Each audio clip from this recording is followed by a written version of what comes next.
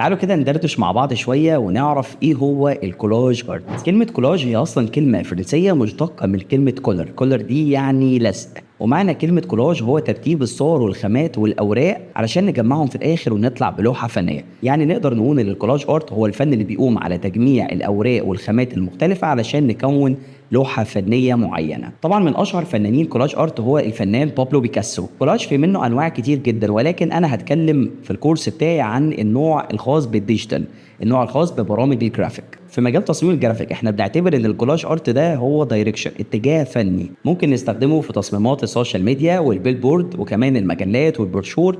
واي ديزاين هيطلع فيه الكولاج ارت بشكل كويس اقدر استخدم فيه الدايركشن ده.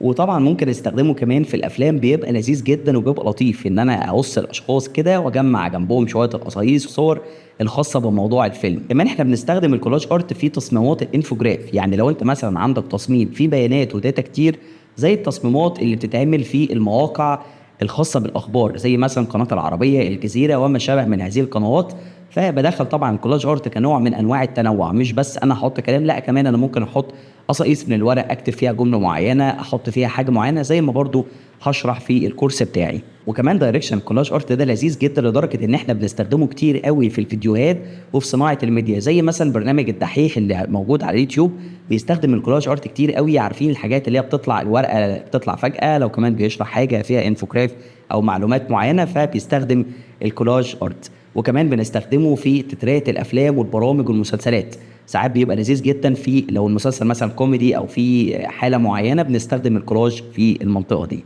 الكولاج هو فن لما دخل مجال تصميم الجرافيك بقى اتجاه فني، اقدر استخدمه واوظفه زي ما انا عايز، استخدمه في بوسترات الافلام زي ما قلنا، في البيلبورد، استخدمه في السوشيال ميديا، استخدمه في اي حاجه هيبقى شكلها لطيف جدا وهيبقى شكلها حلو قوي. ليه الكولاج ارت مهم؟ الكولاج ارت مهم لان هو بيدي لك الحريه الكامله اللي انت تشتغل زي ما انت عايز. يعني لو انت ما بتعرفش ترسم او حتى ما بتعرفش تعمل فوتو مانيبيوليشن، فانت قدامك مجموعه صور وخامات تقدر تقصها زي ما انت عايز وتشتغل بيها براحتك. لا بقى هنقول لك مثلا الحته دي محتاجه تتظبط شويه في القص ولا الحته دي محتاجه تتعمل، المهم تكون النتيجه مرضيه وتكون شكل الديزاين بتاعك حلو. هو طبعا ليه اساسيات كتير لازم اعملها زي الكومبوزيشن وزي يبقى فيه بالانس وكونتراست. فن الكولاج مش بس للمتعه البصريه، هو كمان وسيله قويه قوي لتوصيل رساله اعلانك وتحقيق هدف الحمله. تقدر تستخدمه في مختلف الحملات الاعلانيه.